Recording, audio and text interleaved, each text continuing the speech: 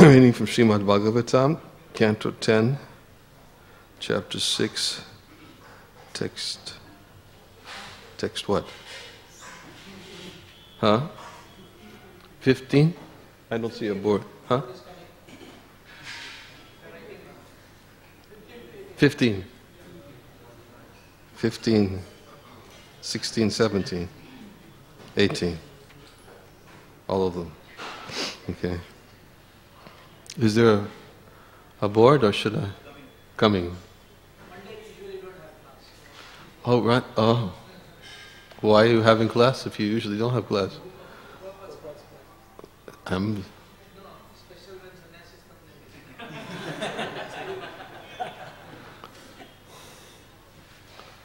Hare Krishna.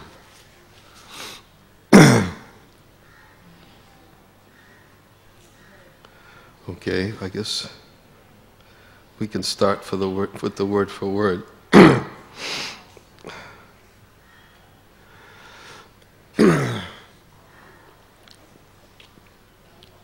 Isha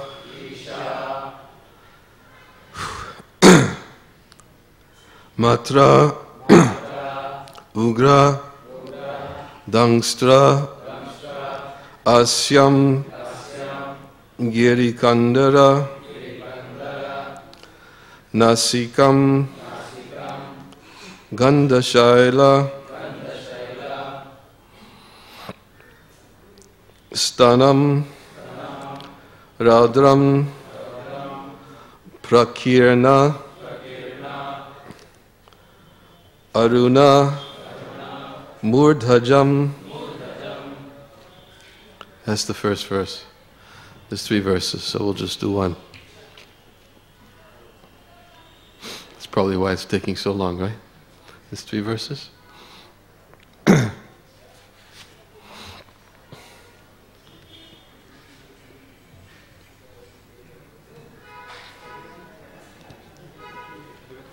Just give the first verse. Forget the 3 verses. Just give 1 verse. We have something to chant responsively to. Or maybe there's nobody writing anything.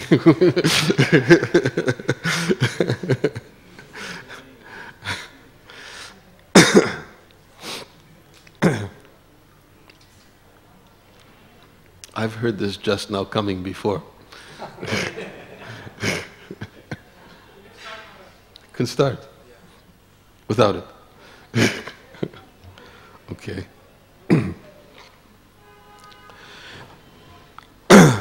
I'm going to just chant 1 verse.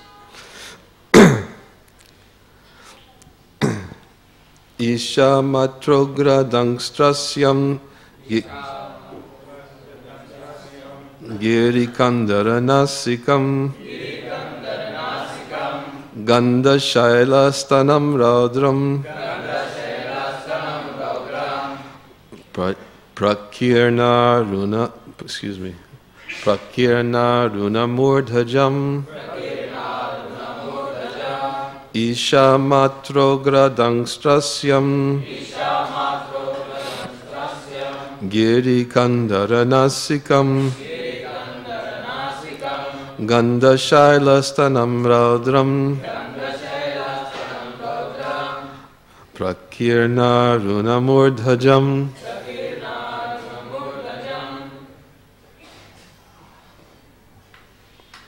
Just now came.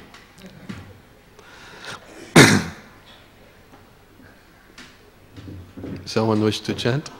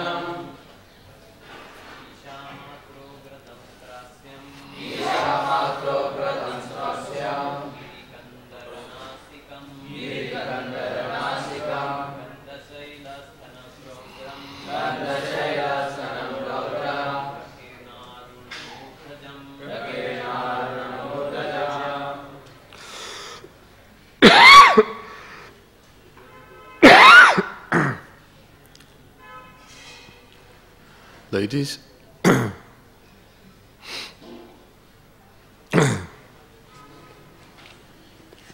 Govinda, you can do the word for word for me?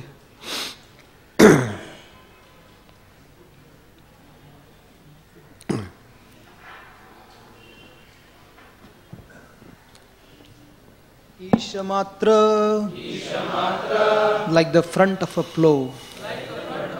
Ugra, fierce.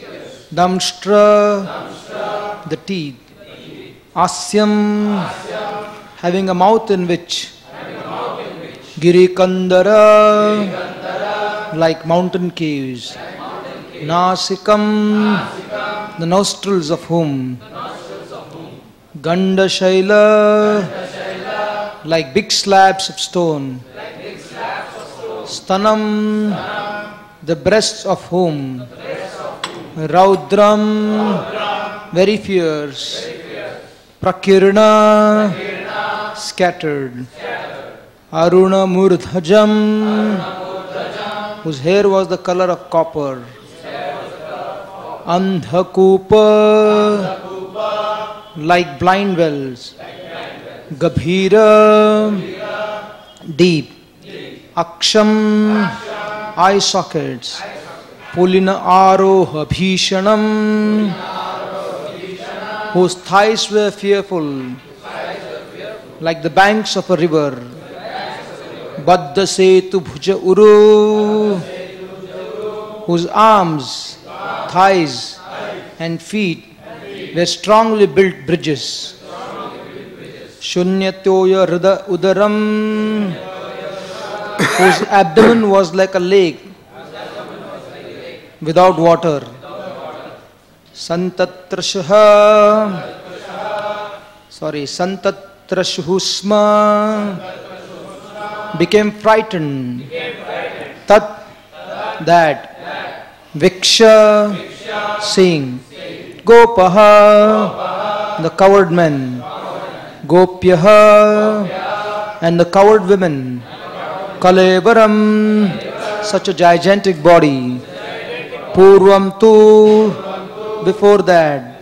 Tas nihasvanita, because of a loud vibration. Bhinna, were shocked. Rit, whose hearts. Karna, ears. Mastakaha, and heads.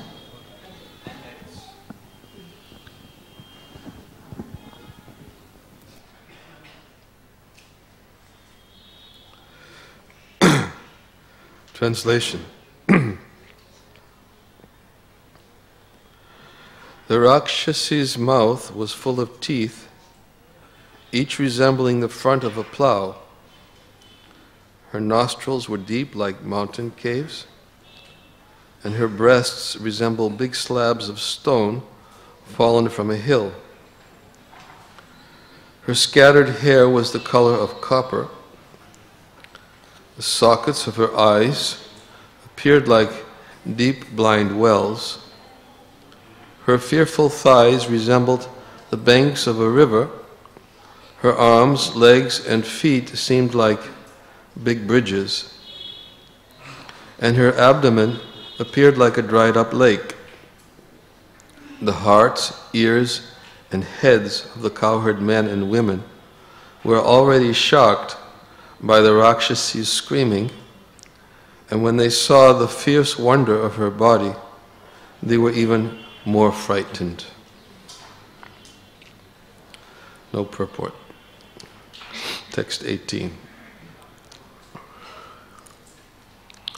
Balam chatasya urasi kridantam akuto bhayam gopyas turnam samabetya jagrihurjata sambrama. Translation. Without fear, the child Krishna was playing on the upper portion of Putana Rakshasi's breast, and when the gopis saw the child's wonderful activities, they immediately came forward with great jubilation and picked him up. Purport. Here is the Supreme Personality of Godhead, Krishna. Although the Rakshasi Putana could increase or decrease her bodily size by her mystic abilities and thus gain proportionate power, the Supreme Personality of Godhead is equally powerful in any transcendental form. Krishna is the real personality of Godhead, because whether as a child or as a grown-up young man, he is the same person. He does not need to become powerful by meditation or any other external endeavor. Therefore, when the greatly powerful Putana expanded her body, Krishna remained the same small child and fearlessly played on the upper portion of her breast. Sad Aishwarya Purna. Bhagavan, the Supreme Personality of Godhead, is always full in all potencies, regardless of whether he is present in this form or that. His potencies are always full. Parasya Shaktiya Vividhaiva Shriyate. He can display all potencies under any circumstances. Translation again. The Rakshasi's mouth, no, that's not what I'm reading. Without fear, the child Krishna was playing on the upper portion of Putana Rakshasi's breast, and when the gopis saw the child's wonderful activities, they immediately came forward with great jubilation and picked him up.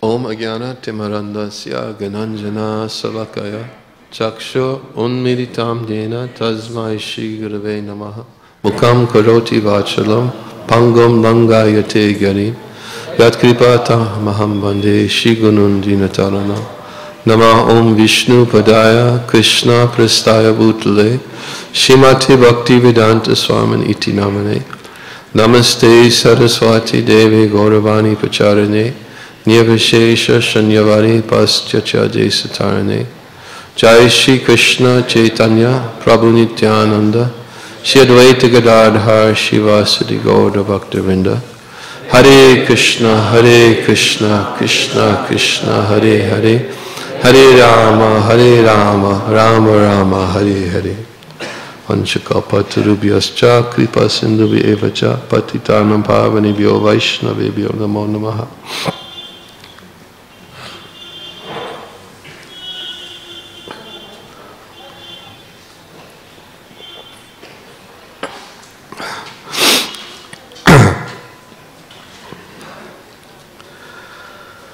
Prabhupada begins his commentary.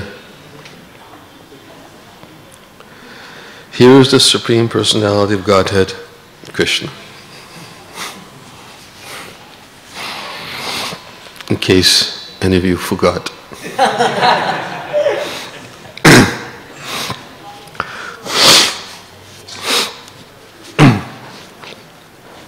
Here he is. Here's what he's capable of doing. And nobody else is capable of imitating him. And therefore Prabhupada concludes his commentary with the verse Natasya karyam charanam vijite. Was it karanam na vijite? Natatchamas chabjikastra jishite. Parasya shaktiya vividhaiva shurite. Svabhaviki jnana bala kriya cha. For Krishna, there's no one who is equal to him, and nowhere that is greater than him. And for Krishna, there's nothing for him to do, because everything is done very wonderfully, and naturally, systematically, through his multifarious energies. Parasya Shaktiya Vividhaiva Sriyate. So, Prabhupada says that Krishna can display all his potencies under any circumstances, according to his will. Krishna is filled with unlimited potencies. And therefore, as the verse explains, there is nothing for him that he has to do. Because everything can be arranged through his energies. Nonetheless, we have very wonderful, detailed narrations of what Krishna does. So we understand, therefore, when Krishna does something, it is his pastime. He does it for his own pleasure, and he does it to give pleasure to his devotees. And that is all he does, which is very natural for somebody who doesn't have anything that he has to do. Unlike conditioned souls who are forced under the influence of the three modes of material nature to act in various ways due to their lack of self-sufficiency, being minute parts and parcels of Krishna. They are forced to act, they are forced to work, they are forced to perform certain activities which are not necessarily that which they would want to do, but they have to do. Unlike Krishna, where he says, Namam karmani limpanti name karma palespriha. He says, there's no work that affects me, nor do I aspire for the fruits of action. Anyone who knows this truth about me will also not become entangled in the fruitive reactions of work. So Krishna says, I don't become implicated if I don't do something, because I'm not affected by work, the results of my work. Whereas the conditioned souls, they are. If they don't work, the consequences will be there. And as we oftentimes explain, therefore, the living entities conditioned by the three modes of material nature are forced to act in various ways, although they would like to be independent and not have to act. And therefore, under the circumstances, if there was nothing that they had to do, they would do what Krishna does. They would enjoy. And but when they try to enjoy without participating in Krishna's enjoyment, they suffer the reactions. Prahlad Maharaj says, everyone in the material world, every materialist in this material world is endeavoring for happiness, and he's trying to mitigate his distress, and therefore he's acting accordingly. Actually, one cannot be happy as long as he endeavors for happiness. Because as soon as he begins his endeavors for happiness, immediately all his conditions for distress begin. Yes, Prahlad Maharaj's profound statement explaining the difference. And that's why Prabhupada oftentimes explains this. Here is Krishna. Here is the Supreme Personality of Godhead, Krishna. Okay, this is Krishna, and nobody can imitate. You may try. You may try. Krishna simply enjoys, and you may try to simply enjoy, but you immediately create all your conditions for distress by trying to enjoy separate from Krishna's pleasure. So, how does Krishna enjoy? These points also have to be understood, especially explained in this verse, that Krishna is Sadaishvarya Purna. Sadaishvarya Purna, we know that he has all opulences in full. He's most beautiful, he's the most intelligent, most strong, most famous, most renounced. What did I forget? Beautiful, renounced, huh? Strength, huh? Powerful, we said. Huh? Knowledge. Okay, let's go back to the beginning again. Most beautiful, most renounced, most intelligent, most strong, most famous, most knowledgeable. Okay. Sadaishwarya Purna. He manifests all of these potencies in full. But we see that in Krishna's pastimes, especially his pastimes as his childhood pastimes, although all of these potencies are contained within Krishna, he manifests them under special circumstances. In fact, I think Kavi Kanapur describes in his Ananda Vrindavan Champu, he manifests them in unavoidable circumstances. So when we say unavoidable, someone will say when he has to do it. And we just got finished saying there's nothing Krishna has to do. Yet in unavoidable circumstances, Krishna manifests some very amazing potencies, like killing demons, like Bakasura, killing demons like Trinavarta, swallowing a forest fire.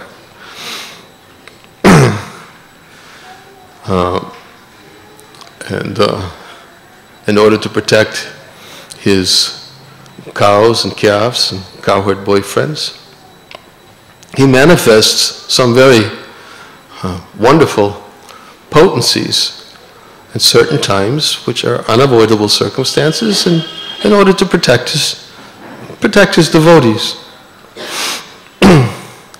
But predominantly, in fact, in Ananda Vrindavan Champu, Kavikanipur also explains that Krishna, he is an eternal fresh youth. But even in his form of his eternal fresh youth, it also contained within that form is his Kumara Lila, his Kumara form, and his Poganda form. They're all there. He can manifest them at will, whenever he desires, in order to please his devotees. So according to his will, he manifests his childhood form. According to his will, he manifests his baby form. According to his will, although he's an eternal fresh youth, he displays his youthful form. And he manifests these forms. Why? Because to please, to satisfy the devotees who want to serve the Lord according to that particular relationship. So although there's nothing Krishna has to do, Krishna enjoys by reciprocating with the pleasures of his devotees, reciprocating with the desires of his devotees, and therefore he manifests very wonderful beauty, very wonderful sweetness in his childhood pastimes. In fact, Vishwanath Chakravarti Thakur describes that the characteristic of Krishna's sweetness in his pastimes is that even when he manifests some very wonderful potency, right, the devotees, their relationship with Krishna never becomes disturbed. That is the nature of his madhurya, his sweet pastimes. They never become disturbed at thinking that, Krishna's God. He's doing such magnificent, unbelievable activities. That is their nature of their relationship. That even Mother Jasoda, when she opens up Krishna's mouth and she looks inside and sees Krishna's mouth and she sees unlimited universes, and she sees the universal form within the mouth of her child, she becomes overwhelmed, but then immediately her affection towards Krishna, as Krishna is my son, is never damaged. It's never disturbed. She's always thinking Krishna is my son. When the cowherd boys see, when Sridham and Sudam see the demigods showering flowers on Krishna as he's coming from the pasturing grounds, returning from the pasturing grounds, they're thinking that, boy, we've got such a great friend, Krishna, that the demigods are throwing flowers. They think that way. Mother Jasoda she always thinks that Krishna is my son. So therefore, Krishna sometimes displays on unavoidable circumstances, he displays such opulences, such potencies, such as devouring a forest fire, such as killing demons, when he kills the Putana witch. Imagine when Krishna killed the Putana witch, although it's described that he accepted Putana as his mother, offering her milk, she came and was it like a dagger in a sheath, right? It was described in the Bhagavatam. She had her breast with poison, and her intention was to kill Krishna. And Krishna first accepted the milk from her breast and then sucked out her life air and then killed her. And then it's described that she assumed her usual form, which was 12 miles long. So what did Krishna have to do? Krishna took the body of Putana and threw it outside the village. Because imagine if 12-mile form, just like everybody would have been crushed in Vrindavan. So Krishna took the body, Putana, so, child, leave me, and the body suddenly threw it outside Vrindavan, and everyone was Krishna. Mother Jasoda, she thought, where's Krishna gone? She was praying to demigods. Maybe the demigods took Krishna away because they were attracted by his beauty. She was looking here and there. Was Krishna, and Krishna, in order to show his opulences, he purposely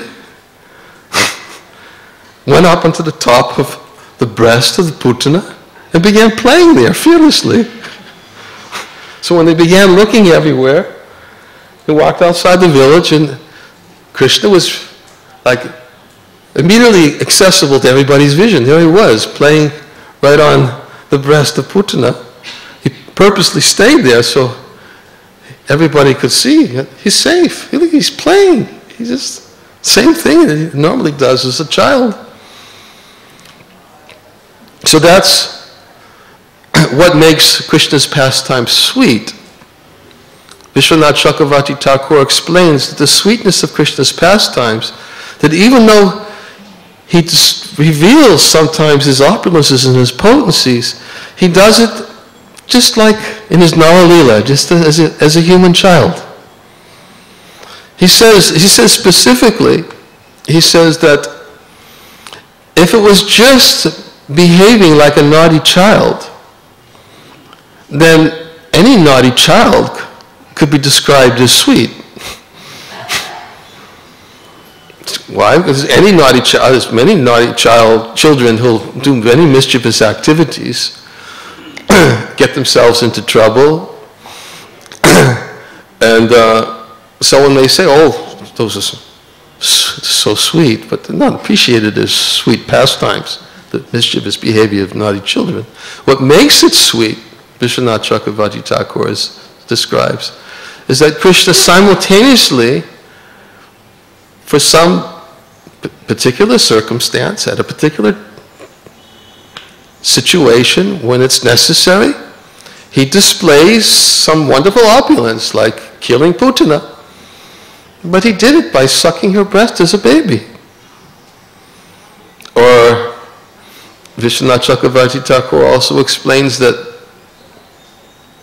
when Krishna manifested all the forms of all the cowherd boys and calves after Brahma stole them, it was very wonderful.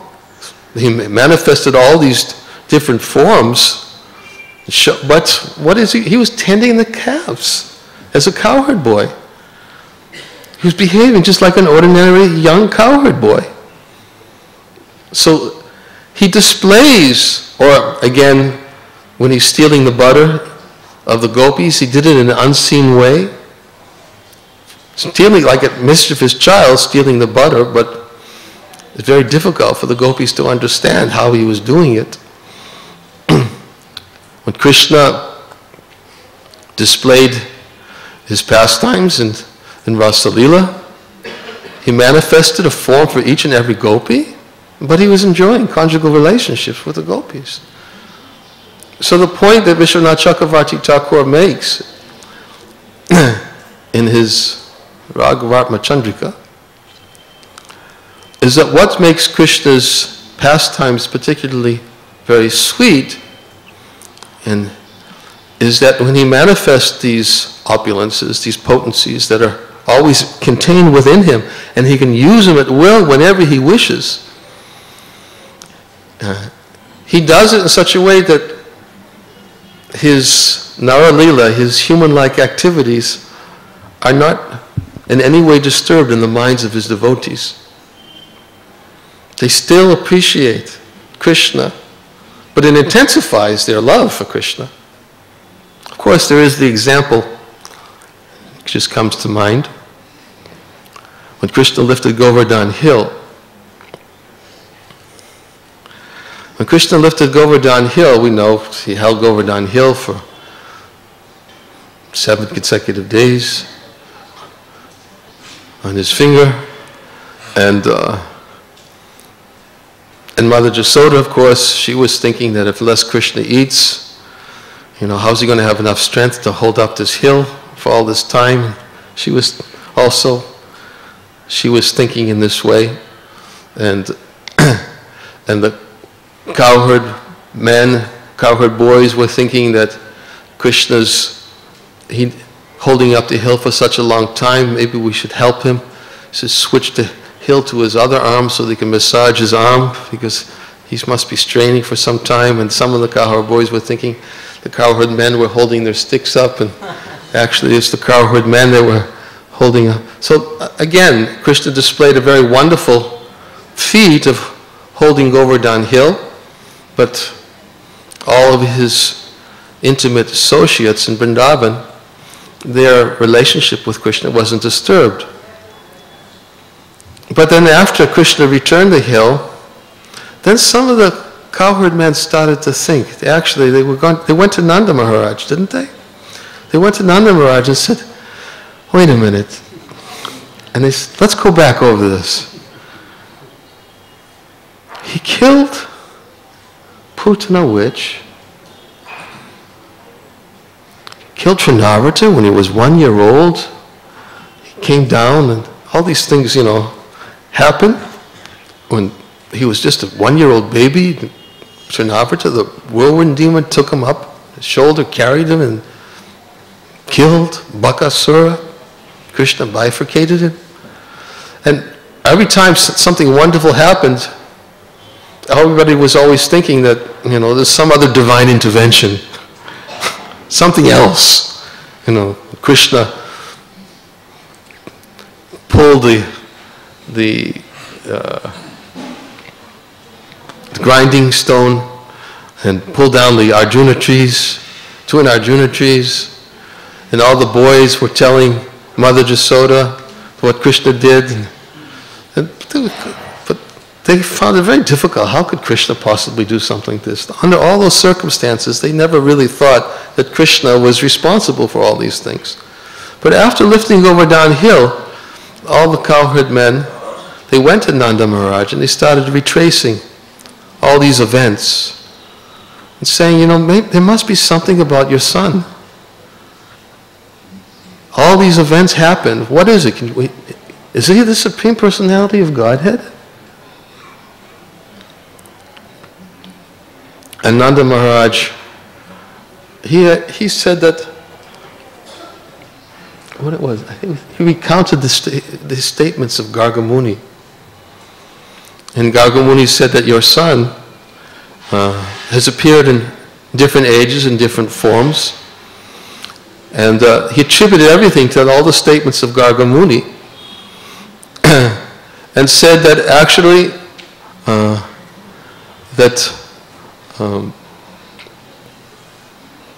your son will behave just like the Supreme Lord Narayan, perform very wonderful activities. And therefore he said, Nanda Maharaj explained to the cowherd men, he said that actually my son is performing very wonderful activities, but this is all predicted by Gargamuni. And therefore he's either a very powerful personality or maybe he's an expansion of the Supreme Lord Narayan, whatever it may be. But still, when all the cowherd men heard this, they became satisfied. But again, it never stuck. It never stuck. It never disturbed their feelings of Krishna as being none other than the son of Nanda Maharaj, or some of them feeling their own son, some of the cowherd boys feeling Krishna as their friend, the gopis experiencing Krishna as their lover. Never disturbed. It wasn't disturbed in any way. So this is the nature of Krishna's pastimes in Vrindavan, is that they're predominantly madhurya, they're predominantly sweet, and sometimes he manifests his opulences according to time and circumstance, according to some unavoidable circumstance. Like when the cows wandered off into the forest, and the cowherd boys were a little bit concerned, where have the calves gone? And Krishna went off and he saw in the distance, he saw this fire, and he started calling out all the calves one by one, calling them by name, started playing his flute. As soon as the calves heard the sound of Krishna's flute, they immediately knew that Krishna was coming. And then the cowherd boys saw this fire, and then Krishna says, close your eyes. And all the cowherd boys closed their eyes. And then Krishna just swallowed the fire to protect the cows. It's an unavoidable circumstance. And then afterwards Krishna related to cowherd boys, who were again how did this fire? I thought we saw a fire. Was it in our imagination? And Krishna said, no, yes, it was just there. But the cowherd boys didn't see it because all their eyes had been closed. But Krishna just did it to protect the cows. Again, I guess these are all examples which are given. I guess they are all examples which are given to show how Krishna's pastimes in Vrindavan, he displays these opulences under certain circumstances, but predominantly his pastimes are very sweet. Whereas outside Vrindavan, he manifests his majestic opulences more predominantly, and sometimes he may manifest some madhurya, some sweetness. So that is the nature of Krishna. He's Sadaishwarya Purna. He manifests all these opulences are fully within him, but according to his will. And generally his will means, especially in Vrindavan, his will means in order to give pleasure to his devotees. According to his will, he displays his opulences to intensify the devotee's attachment to him. So therefore, under certain circumstances, they may see, like Mother Jasoda, her love for Krishna is intensified when she sees Krishna in a dangerous situation. When she came before the Kaliya serpent, and when she saw Krishna being wrapped in the coils of Kaliya, she fell on the ground. She lost consciousness. She was so much, her motherly affection towards Krishna was so much intensified by seeing Krishna in this way. And then when the cowherd man and the cowherd boys and the gopis, they all came and saw Krishna wrapped in the Kaliya serpent, they also fell on the ground. They lost consciousness. Intensified their attachment for Krishna, but because they were thinking of their love for Krishna. And then what did Krishna do? Balaram knew what Krishna was going to do. Balaram told everybody, why are you worrying? My brother can take care of it. I think that was at this particular time during the Kaliya Leela. I think Balaram had stayed back, wasn't it? He had stayed back because it was his birthday or something? I can't remember. There was a reason. He had stayed back.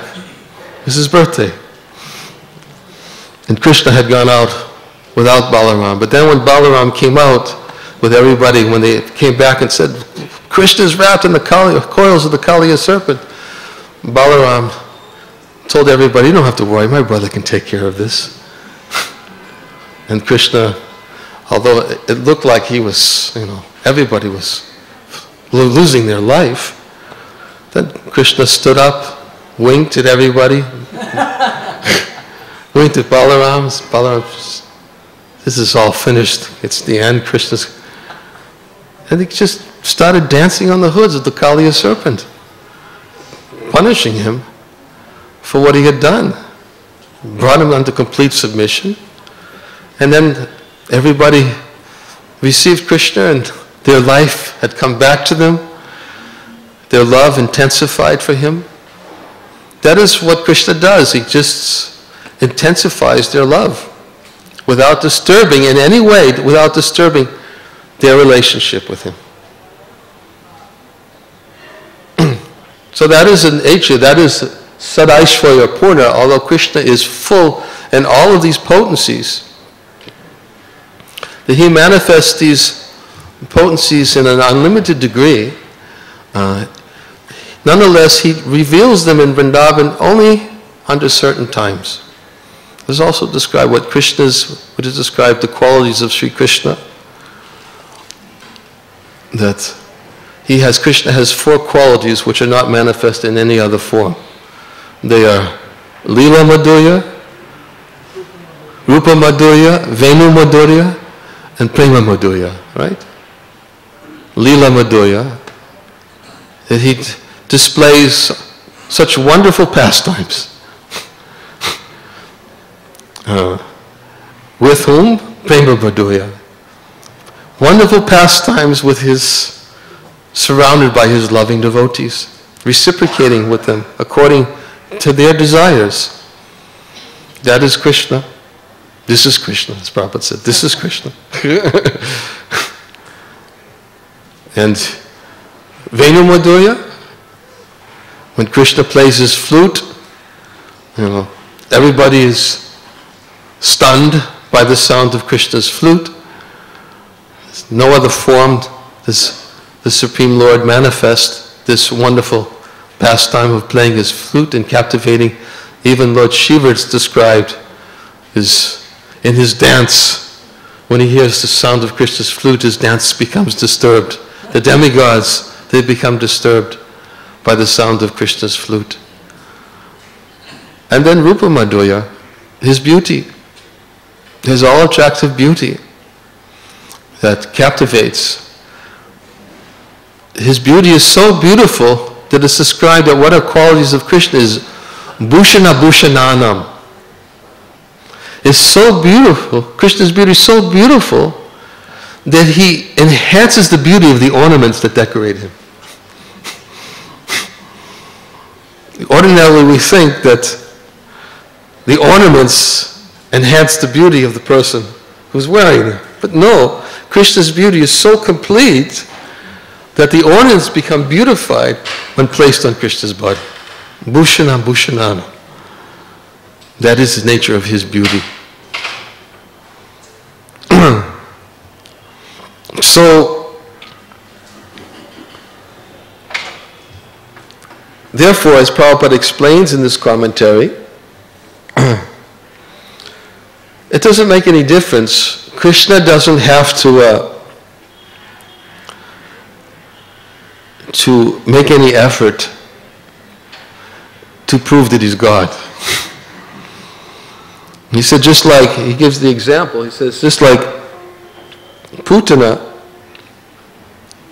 he says, although Rakshasi Putana could increase or decrease her bodily size, and by her mystic abilities, and thus gain proportionate power.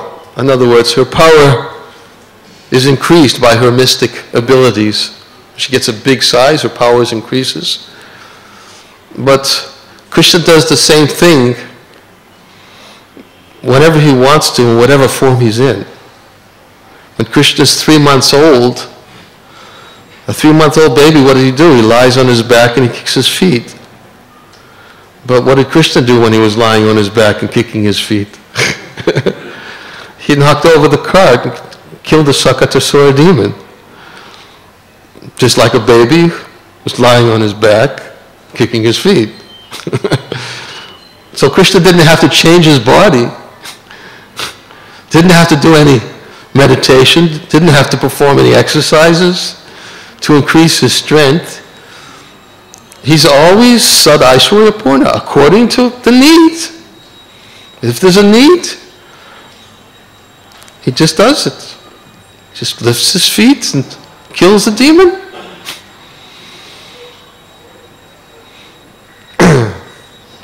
So, that is the difference between Krishna and everyone else. And therefore Prabhupada says, this is Krishna. Here is the Supreme Personality of Godhead, Krishna.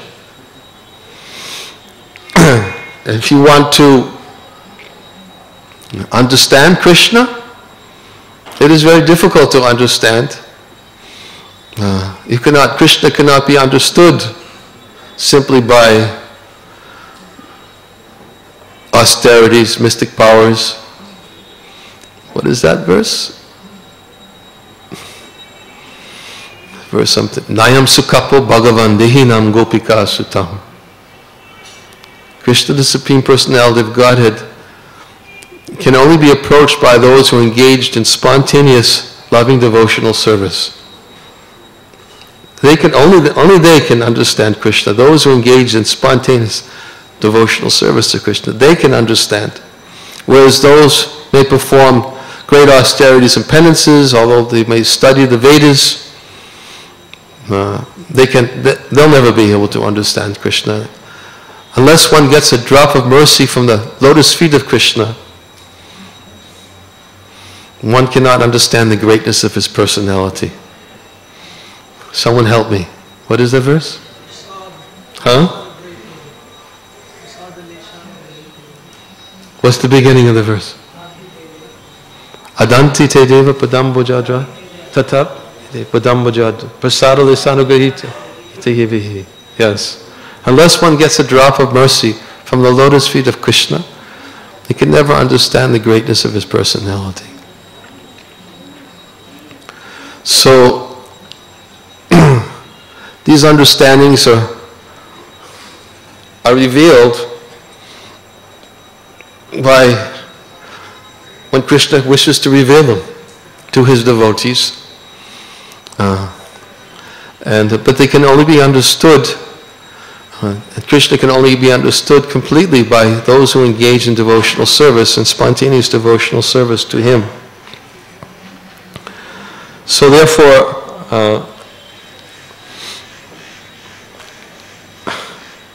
such personalities like Putana, the Rakshasa, are no match for formidable Krishna, who even in his form of a baby can kill this powerful demon as he did so many other demons and therefore prove that beyond a shadow of a doubt. In fact, I think Vishwanath Chakravarti Thakur also explains that sometimes this Krishna displays his opulences to prove that he's God, to those who want to see him as God. Just like, I think it was when Vasudeva and Devaki, when they saw Krishna first appeared before them in his forearm form in the prison house. Because he had first appeared for them in the forearm form so that they would know that all the austerities and penances that he had performed previously to get the Supreme Lord as their son were fulfilled. So therefore Krishna manifested his forearm form first, so that they knew, you got God as your son. That's what they wanted. They wanted to have God as their son. So he manifested first his forearm form to them. That's what they wanted. And then, of course, they have also parental affection, but they, under certain circumstances, they see Krishna. When Krishna killed Kamsa in the wrestling arena, and they came forward, Krishna and Balaram came forward and began offering prayers. And, they were afraid to, they came forward to touch their feet, and Vasudeva and Devaki, no, they were afraid, because when they saw this, that Krishna had killed Kamsa and manifested such, that was their nature. Although they think of Krishna as their son, they still see Krishna as the Supreme Personality of Godhead. Whether it's Jasoda or Nanda Maharaj, no. That is the nature of their love. They don't see it. So under certain circumstances, then Krishna displays these potencies also for those who want to see Krishna as the Supreme Personality of Godhead. And Prabhupada would say, okay, if you want to be the Supreme Personality of Godhead, you think you're the Supreme Lord, then you lift a hill. Go over downhill. As a young child, Krishna, and hold it continuously on your finger for so many continuous days. Can you do that? No. God can do that. So therefore Krishna also manifests these potencies to prove to those who want to see Krishna as the Supreme Lord, that he is the Supreme Personality of Godhead.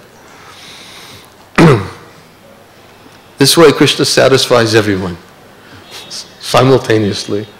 Satisfies his most intimate devotees by intensifying their love, and satisfies his devotees who want to worship him as the Supreme Lord. He does all this simultaneously by manifesting these potencies according to his will. And these potencies, as described in this verse, are always contained within him at all times, eternally. And as by his own sweet will, he can manifest them according to his desire. Therefore, without fear, the child Krishna was playing on the upper portion of Putana Rakshasi's breast. And when the gopis saw the child's wonderful activities, they immediately came forward with great jubilation and picked him up.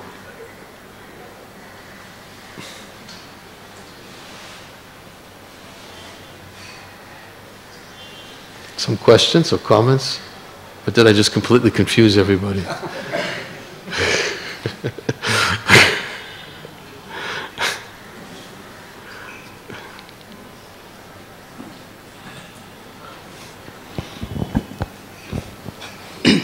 Hare Krishna.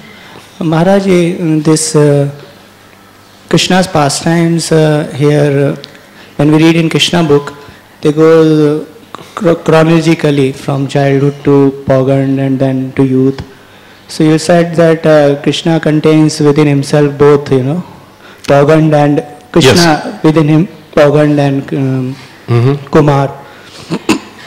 So So what happens in the spiritual world? They are also like chronologically it is going on, or Why what now? in spiritual world, how does it happen there? Like there is no description, at least is available. I don't know where it is available. In Bhagavatam 10.06.15, there's some description. Sanatana Goswami has given some details in his commentaries to Bhagavatam 10.06.15, how Krishna manifests these forms. I'm trying to remember. But it's in Bhagavatam 10.06.15. But that's the difference between in the spiritual world and his Bhauma Lila. In Bhauma Lila, they are linear. But in Goloka, there's no linear nature to Krishna's pastimes.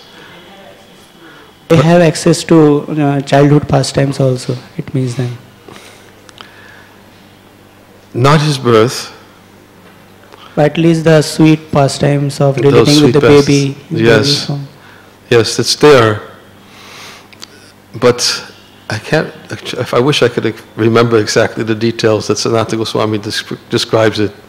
It's there in Bhagavatam 10.06.15. It's there, but it's usually displayed specifically. He was specifically speaking about demons, because there's no demons in Vrindavan. And all these wonderful activities Krishna did as a baby were killing demons. Or like lifting Govardhan hill to punish Indra, but you know, it's not, it's in Bhauma Lila. It's not, but still. But like, sorry to interrupt, like churning the butter and then breaking the pot, their demons are not involved, but sweetness is there. So yes. Those kind of pastimes will be there. They're there. They're eternally manifest there. Yes. For those who love Krishna in that way, then Krishna manifests that form to them there. He has to. He has to. Again, here we say Krishna has to. But that's what makes him complete. He fulfills all the desires of the devotees simultaneously. But he does it, he fills the desires of Mother Jasoda in one particular place, and those who have parental affection in one particular place, with Krishna's friends in another place, with gopis in another place, and they're all going on simultaneously. But the nature of the Govardhan Lila is that everyone was all assembled in the same place. And who is it that describes that? I think it was Kavi Kanapur. But again, that's Bhauma Lila. But in the spiritual world, they're all manifest there simultaneously. There's no linear Krishna's growing old. You don't see him taking birth, babyhood, youth, childhood, youth. It's all there simultaneously, because in the spiritual world, time is conspicuous by its absence. And therefore, although even it's described by Kavi Kanapur, all 6 seasons are manifest simultaneously in the spiritual world.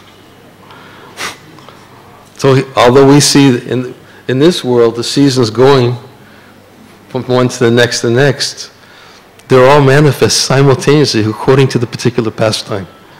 They're manifest. There's no influence of time in the spiritual world. So they're manifest there to those who love Krishna according to that particular form. They're manifest. And they see that form.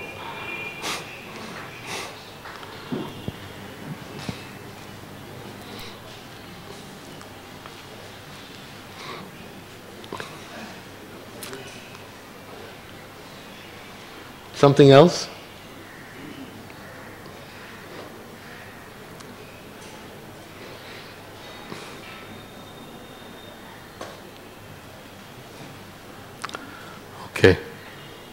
Thank you. Hare Krishna. Glories to Srila Prabhupada. Niranjana Swami Maharaj ki Jai.